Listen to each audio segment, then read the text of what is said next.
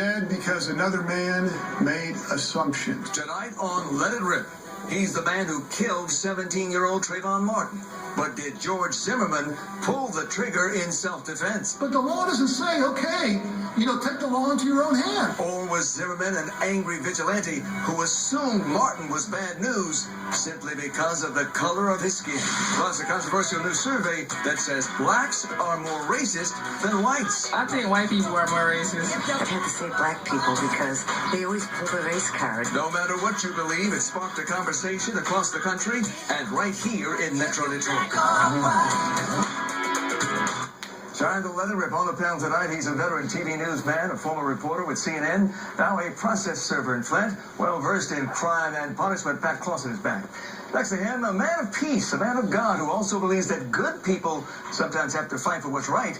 He's the local leader of the National Action Network. Reverend Charles Williams is here. And then there's a man who knows both sides of the law. He started his career as a prosecutor, putting the bad guys behind bars. He's now one of the top criminal defense lawyers in the state, trying to keep the good guys out of prison. Rockind is with him.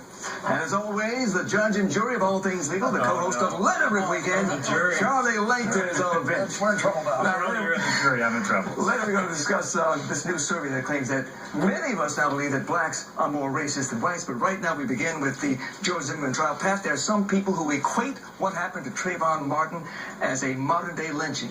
An innocent teenager just buying Skittles at a neighborhood store, shot and killed all because of the color of his skin. How do you respond to that? I don't think it's a lynching. I think it's a tragedy. And how do we know he was innocent anyway, Huel? And that's been a major issue in this trial, is what he actually was doing. Nobody comes out a winner in this particular situation. We have a dead teenager. We have a man whose life is going to be forever altered. There's nothing that's good that's come of this, and nothing will ever good come of this. Well, Reverend, there's some who say this wouldn't be a story, but for people like Reverend Jesse Jackson, Reverend Al Sharpton, and people like you getting involved, George Zimmerman was not even indicted until weeks after the shooting. It was not just weeks; it was almost months. I mean, if you remember, the local police there tried to cover things up, and they dismissed it.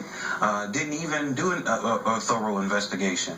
But it wasn't Reverend Al Sharpton. It was not Reverend Jesse Jackson. It was the thousands of people who went to Sanford, Florida, and stood up. It was the thousands who stood up here in Detroit, in New York, in Philadelphia, across the country, when they heard the story about a man who was hunted down, a young boy who was hunted down by a man who was supposedly doing safety patrols because he had a bag of Skittles and a pop. I mean, it is a modern day lynching. It's unfortunate, and I am eagerly awaiting to see a murder charge in this case. Neil Rockind, it is clear that George Zimmerman was told not to get out of his car, not to follow this person he thought was up to no good, but he did it anyway. But the real question is, has the prosecution proven its case? No. So I want to backtrack for 1 second. So the answer is no. The prosecution has not proved its case beyond a reasonable doubt, and that's what trials are about.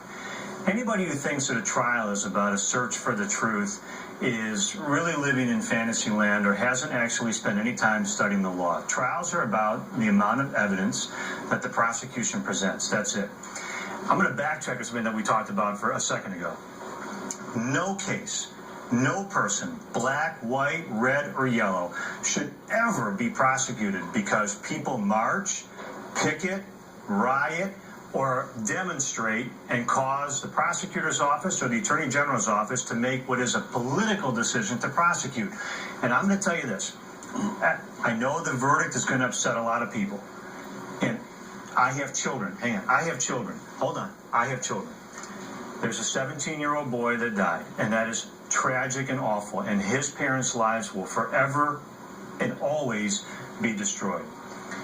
But when you look at the facts in the case, the actual case, the case that was presented in court, now we talk about out here, the facts in court, George Zimmerman in that courtroom should be found not guilty. What was George Zimmerman doing with a gun? When you have a gun and you anoint yourself as a neighborhood watchdog or whatever he was, bad things are going to happen. Okay, Charlie, that's not illegal. You can have guns. I'm all in favor of guns. Charlie, you can't be a neighborhood watchdog. Charlie, time out. You know, I've been on this show. I've been on this show 100 times. That's right. Not 100, but many. And I'm anti-gun, as you know. Now, What George Zimmerman did was not illegal. Let me give you another hypothetical. Hold on. Having a gun in his possession was not illegal. Of course it's not. Following somebody as he was not illegal. Even if he chose to ignore what the police officer said, that was not a crime. What if he had seen? But he didn't. Over here. What do you mean? What do you mean? He did. First of all, he saw a bag of Skittles. No, he didn't. No. That's all right. Wait a minute. We know what he saw because we have. That's right. That was Zimmerman himself talking to police. I'm not. Video of that. Hold on. All right. Time out. Okay. Time out. This is exactly what happens when people debate this case. You talk about he saw a bag of Skittles. That's a nice talking point. Those are not the facts in the case. I'm not saying that what happened to Trayvon Martin was a good thing. I regret it. I am sad that a young man's life was lost. Everybody. Okay, that everybody has. Even his lawyers have said that they were sad about it. And I'm sad about it. The fact of the matter is that the evidence in the case shows that George Zimmerman was not breaking the law, and the facts of the case, the evidence in the case shows that he was acting in self-defense, or the prosecution did not prove beyond a reasonable doubt that he wasn't. Okay. They have to prove beyond a reasonable doubt. In your world, you can just go around looking for someone to shoot. I didn't say that. That's more rhetoric. This is exactly what happened. Okay, let me I'm riding around the neighborhood looking for somebody to go shoot. The judge, excuse me. The judge is now going to allow a lesser included offense. So the jury can consider not only a second-degree murder charge, but also a charge of manslaughter, as well as not guilty. Charlie explained to us the difference between second-degree murder and manslaughter. Let's make it real easy. Second-degree murder basically is that you are really reckless in what you have done. Manslaughter is just that you're, I'll make it easy, like negligent. You did something wrong. You can't kill people, but you were negligent. That's the difference. So if you made a mistake and shot someone, I would say that's manslaughter. If you planned it a little bit, I don't want to be planning because that's first degree, but if you are really reckless, that's second degree. I'll make it real simple. But the jury instructions on that. But bottom line is if Zimmerman was negligent, if he made a mistake and he shot a gun when he shouldn't have, that's manslaughter. I think it's manslaughter. He's going to be convicted of manslaughter because you don't go out and self-appoint yourself as a neighborhood watch person when the cops tell you go home, we've got this under control.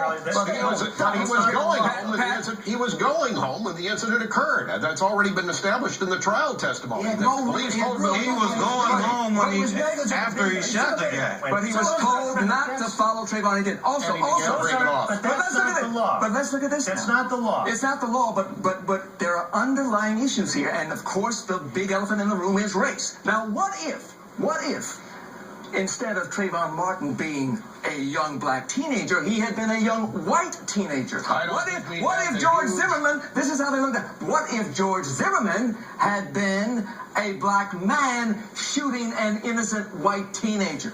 Would that change the outcome? I think you wouldn't have anywhere near the national outcry. We've had several incidences that have been not publicized by the major mass media in recent years of black on white violence because they've come out through the alternative media. In Norfolk, Virginia, we had a family that was severely beaten by a number of young blacks, a white family. Never received any kind of national publicity.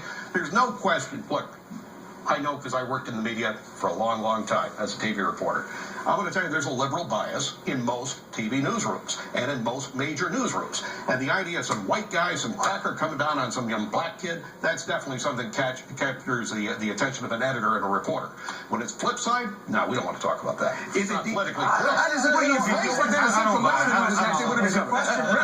I don't buy it. Wrong is wrong. It doesn't matter if he was black or if he was white. If the young man was gunned down out of nowhere, the real issue is this: the law, stand your ground, needs to be challenged, and I think that's where we need to go. Wrong. From here. That's a good not law. Just stand your ground. Not just the conversation about the fact that Zimmerman would get out of his car and hunt this guy down. He should be charged with murder, and we're looking for a murder conviction. Again, but on the other side of this, let me finish. On the other side of that, we need to make sure when this case is all said and done that this law, stand your ground, is done and gone. It is finished with our Supreme Court. Big champion, stand your ground. Solid. Neil, I can't comment. I know we in Michigan have a stand your ground law. What stand your ground really means is that you don't have to retreat. The law used to be that unless you were in your home, and if you were in the face of a potential threat of great bodily harm or death, that you had to retreat. All stand your ground means is that you don't have to retreat. You can actually fight back. All of the facts that we're talking about here, most of these facts are not facts that came up in the trial. The prosecutors did, in my opinion, having prosecuted cases and defended cases, did a very poor job in putting the case on behalf of the state. For one specific reason. They introduced George Zimmerman's statements, repeated statements, all of them hoping that the jury would catch on to alleged inconsistencies. There were minor variations every time he told a story. Correct. Except the problem is that when prosecutors line those things up, when they line them up in their office, Not the issue. it seems really compelling. Self-defense is the issue. Correct. And But that's what you the do is, defense. what you give the defense I lawyer, heard it. you give the defense lawyers a chance to repeat 95% of what the accused person said, and every time Zimmerman spoke, he talked about how he was acting in self-defense. All right, bottom line, quickly, panel.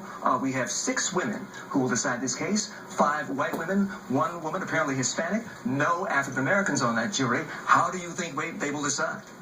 Guilty manslaughter. Not guilty. Guilty murder. Second degree? Not guilty or hung. All right.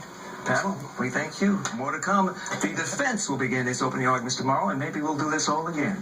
All right, still to come on Leather Rip, a shocking new survey that says many of us believe that blacks